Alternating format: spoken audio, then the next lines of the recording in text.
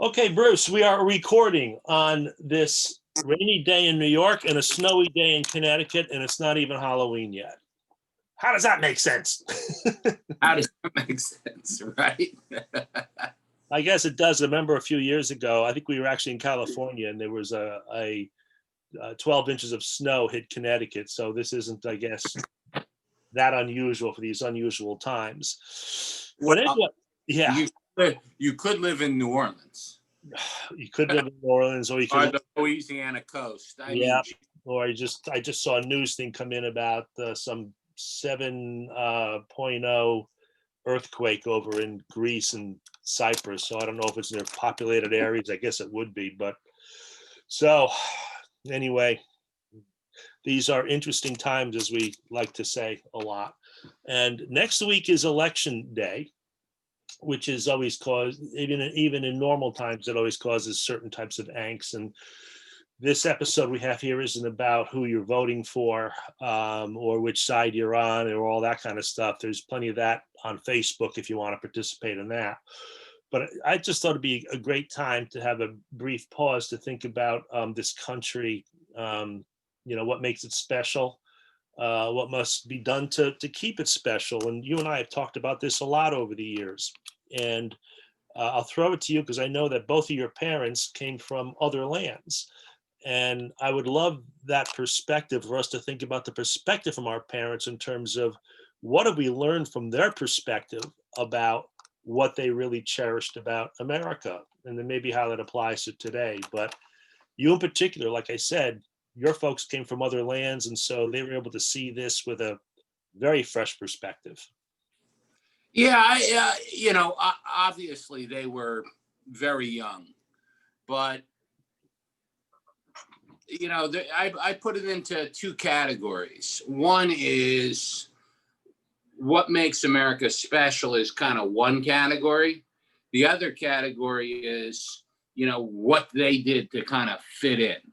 Because there was I can remember when I was little discussions about just wanting to be American, just wanting to be like the guy down the street, just wanting to have the same chances and opportunities, not to stand out, but to be part of this great group.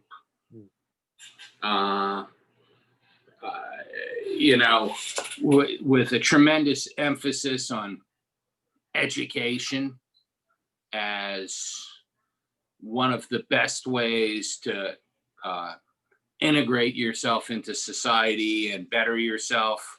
Hard work, there were no excuses. It's too hard, or it takes too long, or, my father, probably the worst thing he could tell you was you were being lazy. That was definitely his choice of whenever you weren't putting at least 100% into a task, and it was not a positive by any stretch of the imagination.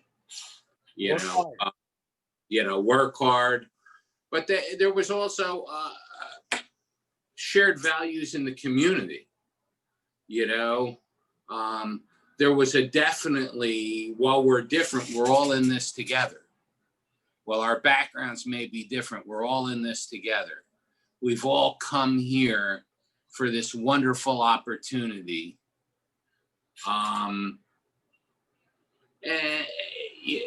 So to me, my perspective on this is, Jesus, I'm lucky. Could you imagine being born into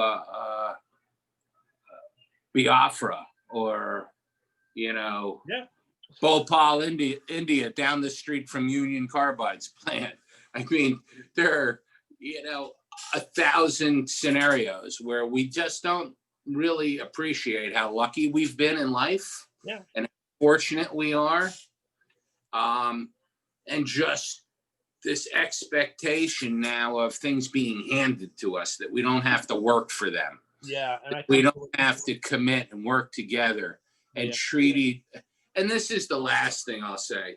because there was a big deal, at least in my household, about treating people right, about treating people like you'd like to be treated.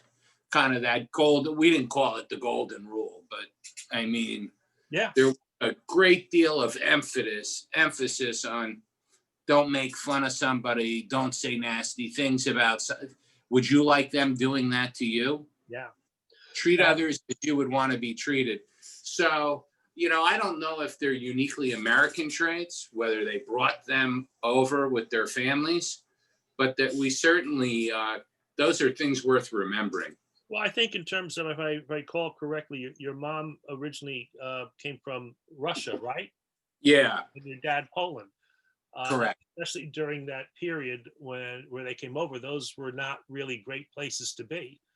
No. Nor And were they Jews. countries that were exhibiting values of treat people that are different than you well, to say the least. To say the least. To say the Yeah. very least. So there's so much there, and I think we don't want to certainly lose that with everybody expecting things to be handed to them. It's funny, my parents, on my mother's side, they were here for generations and for generations, and on my father's side, while his parents were born here, he really grew up in a very ethnic Italian neighborhood in New York. And yet both of them had very, very similar stories, especially when the Depression hit.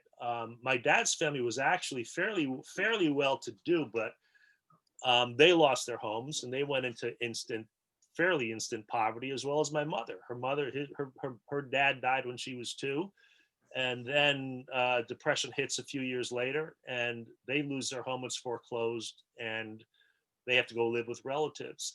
And their stories were very similar. While they're from 2 different worlds in some ways, the whole notion of family and being together and not even realizing that they were poor, and then really coming out of it with these incredible stories. And on my dad's side, he probably dealt with some of this bigotry much more than my mom's side, but he had it such interesting perspective, because he told me as a kid, he goes, if I walked outside of my neighborhood, I'd see signs on windows that say Italians don't apply, or you'd get beat up. And I said, well, what happens if some folks came into your neighborhood? He goes, well, we'd beat them up. And I said, well, what about the signs on the window? He goes, well, I said, how'd you guys deal with that? He goes, we just worked harder.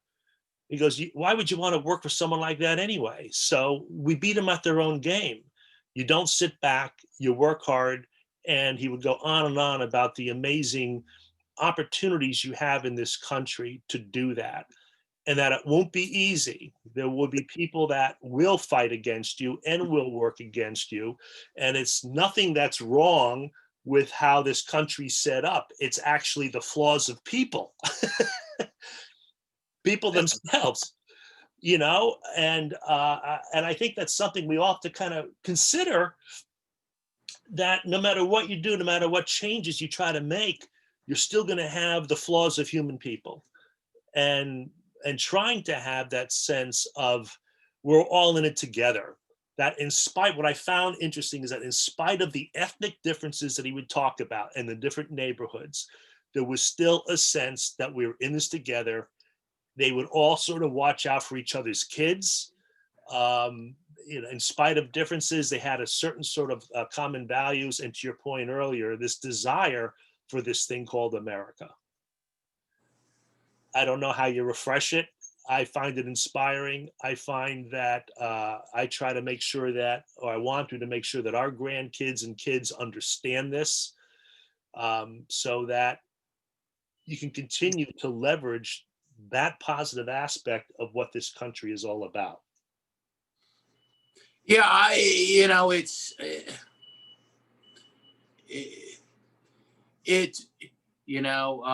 refresh, it's the key word to me. This kind of division's always existed. Yeah. But this, I mean, the tribal nature. You have to go back to the kind of the gangs of New York and the establishment of Tammany to see to get to a place where we're so polarized that citizen is killing citizen on the pulpit of craziness, of tribal philosophy. But this too shall pass. Well, it should. You know, Yeah. what helps me a little bit, I had a very, very interesting guy knocked on my door the other day who's running for a local office. And I won't say who he is or what party or anything, but we chatted for quite a while. It was very interesting because he said he's now retired and he can run for a state-related office and apply his efforts full-time to this. So we actually got into a similar conversation about all this stuff. And he looked at me and he said, I see on your record that you actually vote in every election, not just for president. And I said, and he goes, you wouldn't believe how many people, all they do is vote for president. They don't vote for all these other offices. And I said, well, that's kind of interesting because at that point, when you're voting for president, it's almost too late. You got to focus in on the pipeline. It's like a marketing thing or a business thing. Where's the pipeline really begin? And the pipeline begins in the people that are on your town councils, your aldermanic boards, your boards of education, all those your planning and zoning folks, all those people that you might tend to overlook, but they're the ones that are really governing things in the local level that become the pipeline for those increasingly broader offices on both the state and national level.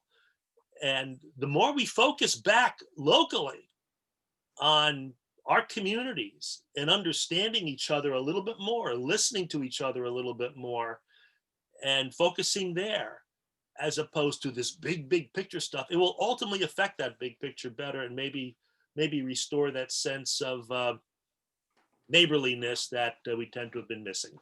Well, I think that's a great point, Ed. I think that, you know,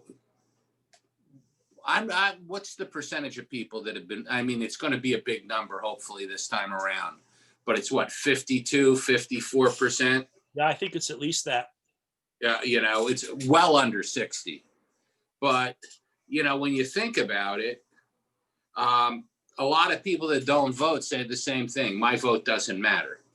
Well, in a presidential election, you know, maybe you're right. Maybe it doesn't matter. But in your local election, for your mayor, yeah, for your school board, for your alderman, for your various functions in town and in your county, and then in your state, it's not only a pipeline, these people impact your lives. And Yeah, it's not a handful of votes. In many times in dramatic ways. So the idea that people that vote every 4 years and don't take the time to understand what's down the ticket is, you know, do they still teach in schools social studies and all this stuff that we learned when we were kids, and put that emphasis on voting and learning where the candidates stand? I'm not sure of what's going on there related to that. I'm sure it's changed quite a bit, but to your point, I remember my 4th grade teacher teaching us all that stuff and actually giving scenarios of different votes where only 1 or 2 votes made the difference. And it seared something in your head, you know, about this and about the importance of it, you know.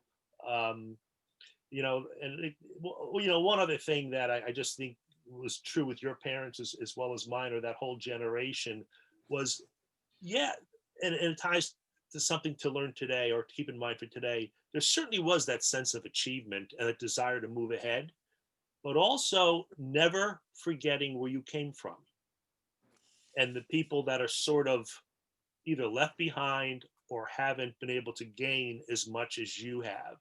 So that desire or willingness to constantly be sensitive to your roots and tending to those roots seems to be something we should refresh ourselves on again too.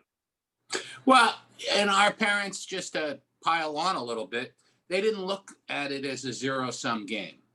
No. That if I win, for me to win, somebody has to lose. They didn't look at it that way. You know, they were like, if we all work hard, the tide will lift all boats. And, you know,